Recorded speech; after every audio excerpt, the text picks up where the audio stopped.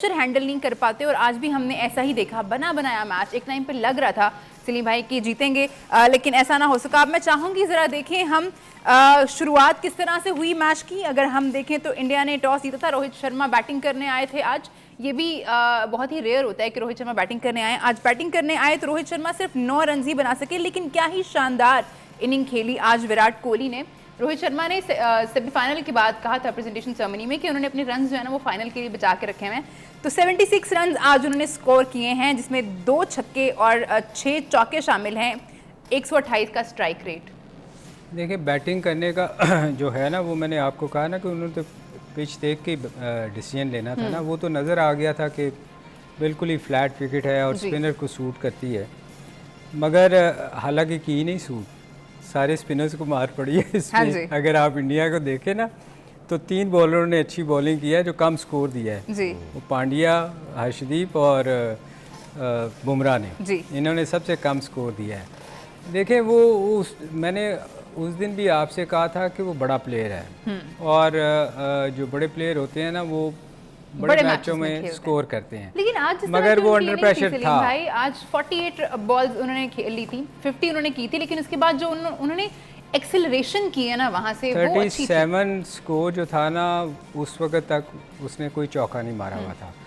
और ये मैं आपको बताऊं, अगर आज एक ब्रेकिंग भी आ गई है जी। मुझे बताया जा रहा है कि कोहली ने कह दिया है कि this was my last world cup ना T20 फॉर्मेट का। तो वो कब अगला कब होना है? अगला तो रिटायरमेंट तो नहीं लिया ना उन्होंने, लेकिन ये वर्ल्ड कप उनका तो अगला वर्ल्ड कप आई थिंक 2 साल के बाद है जी। तो 2 साल तक तो वो खेलेगा, अगले साल चैंपियंस ट्रॉफी है। 2 साल तक तो वो तो लाजमी बात है वो खेलेगा। देखें वो बड़ा प्लेयर है, इसमें कोई शक नहीं, मगर आज अगर मैच अगर इंडिया हारता ना तो सबसे ज़्यादा क्रिटिसिज्म भी उसी को जाना था कि वो स्लो खेला है। और ये एक चीज़ देखें कि आज उन्होंने इसीलिए, चूँकि बीच में बहुत स्लो विराट खेल गया था, जिसकी वजह से उन्होंने पिंच हिटर के तौर पे पाटिल को भेजा। हालांकि पाटिल बड़ा अच्छा बैट्समैन है, वो नीचे जहां वो अपनी बैटिंग करता है बड़ा तेज। शिवम भी उससे पहले आते हैं और हार्दिक को भी उससे पहले ट्राई किया जाता है। मगर वो पिंच हिटर के लिए इसीलिए भिजवाया था कि ये किसी तरह रन रेट जो है ना उसको ठीक कर दे। और मेरा ख्याल है कि ये भी क्रेडिट उसको जाता है, कप्तान को, कि उसने आके जो मैच को देखें एकदम चेंज किया है। 47 जो किया 151 का वो तो टोटली मैच को ना, उसने कोई ऐसा बॉल नहीं था जिसपे उसने बड़ी हिट ना मारी हो। और अगर आप विराट को देखें कि विराट ने भी पूरी कोशिश की अपने थ्रू आउट इनिंग्स में बड़ी हिटें मारने की, और उससे हिट लग नहीं रही थी। जितनी भी उसने शॉटें खेली हैं ना जी, या उसका इनर एज लगा है या बीच में कहीं गिर गया है, मतलब जा नहीं रही थी। आखिरी दो आउट होने से 2 छक्के उसने मारे हैं, वो भी बड़ी कोशिश से कि वो उसको मिल गए, अदरवाइज़ उससे हिट लग नहीं रही थी। इसका मतलब है कि वो स्ट्रगल तो कर रहा था बहुत, मगर इंडिया को ये एडवांटेज हो गया कि 2 विकेटों के बाद गिरने के बावजूद वो पार्टनरशिप जो होती है ना वो लेके चला। दूसरी तरफ से लोग आके हिटें मारते रहे, मगर वो साथ साथ विकेट नहीं उसने गिरने दी। तो मेरा ख्याल क्रेडिट दोनों को जाता है, कप्तान को वैसे बहुत जाता है इसमें कि उसने जो चेंजेस किए हैं ना टाइम पे, जो पाटिल को भेजा था, मेरा ख्याल वो मैच विनिंग उसके लिए हुआ। वैसे तो बीच में बहुत सारी ऐसी चीज़ें आई हैं जहां साउथ अफ्रीका को जीतना चाहिए था। वैसे मैंने कभी किसी टीम को इतना पैनिक होते नहीं देखा कि आपके पास 24 बॉल हों और 26 स्कोर और 5 विकेट और मेन 2 प्लेयर खेल रहे हों जो बड़ी हिटें मारने वाले हैं। तो मेरा ख्याल है साउथ अफ्रीका की आप सिर्फ बैड लक कह सकते हैं। आपके लिए एक और खबर है, वो ये है कि कोहली ने रिटायरमेंट ले ली है T20 से, और क्या ही शानदार उनका सेंड ऑफ।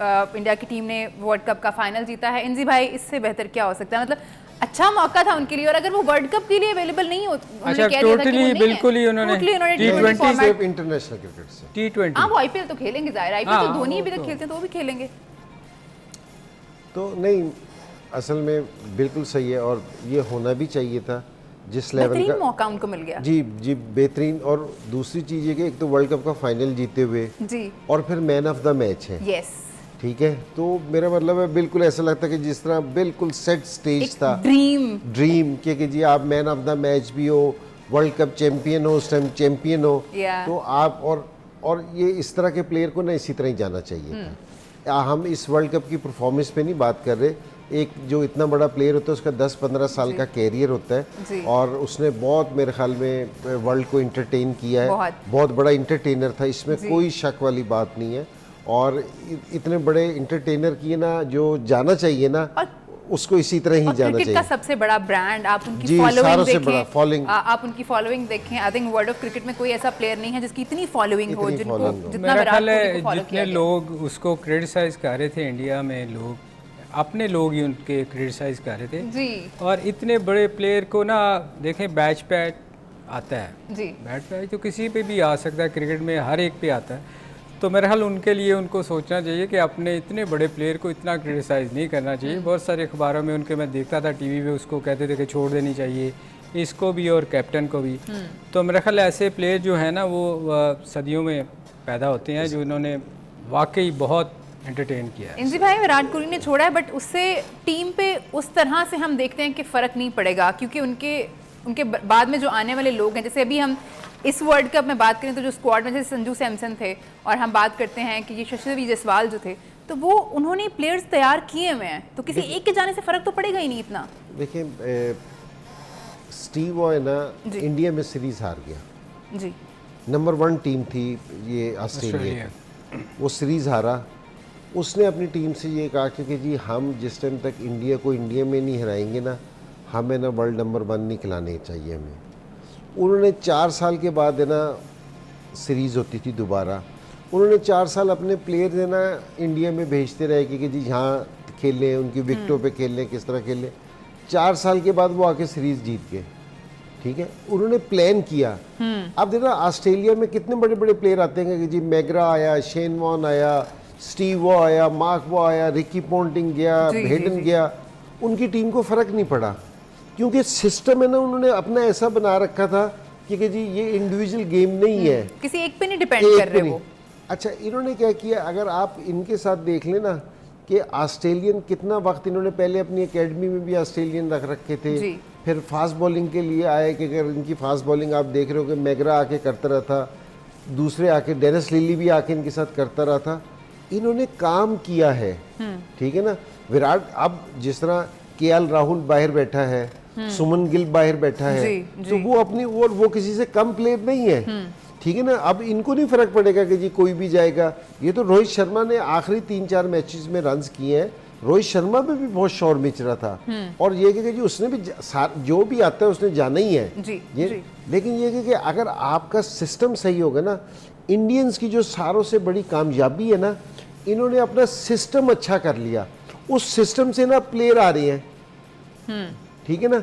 अब जो खेल रही है ना 11 प्लेयर, उनके लिए कि जी अपना स्टैंडर्ड इधर रखो, ठीक है, इधर अपना स्टैंडर्ड रखो, वरना पीछे से लोग आ रहे हैं तो आपको करना पड़ेगा।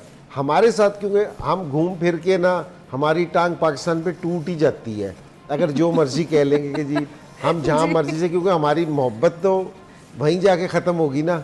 तो हम है ना किसी प्लेयर को कि जी वो उसकी स्ट्राइक रेट 125 का हो, 130 का हो, हम उसको रिप्लेसमेंट ही नहीं कर सक रहे। तो ये मैं उस प्लेयर का फेलियर नहीं कह रहा, ये मैं सिस्टम का फेलियर कह रहा हूँ। जब आपने बनाए ही नहीं प्लेयर्स, तो आपने प्लेयर्स बनाए नहीं, आपके सिस्टम में, आपके पाइपलाइन में प्लेयर है ही नहीं जी, तो आप है ना रिप्लेस किस तरह करोगे। तो वो फिर 5-5 साल से ना वो 130 के स्ट्राइक रेट वाले ना खेले जाएंगे आपके पास, तो कोई भी नहीं आएगा। तो ये थोड़ा सा हमें, मैं और सलीम भाई थ्रू आउट है ना, काफ़ी सारे लोगों ने बात टाइम हम भी प्लेयर्स को कुछ बुरा कह देते थे, लेकिन हमारी ट्रांसमिशन में ना मैं ये कहूँ कि हमने प्लेयर्स को क्रिटिसाइज़ नहीं कर रहे, हम अपने सिस्टम की हमने बहुत बात की है कि जी हम अपना सिस्टम ठीक कर लें, जहाँ से रेगुलर प्लेयर आते रहे ना। फिर कल बाबर आजम जो आज खेल रहा है, जिसको हम, अच्छा प्लेयर है, इसमें तो कोई शक नहीं, कल इसने भी जाना है, तो इसके जाने से फ़र्क नहीं पड़ेगा।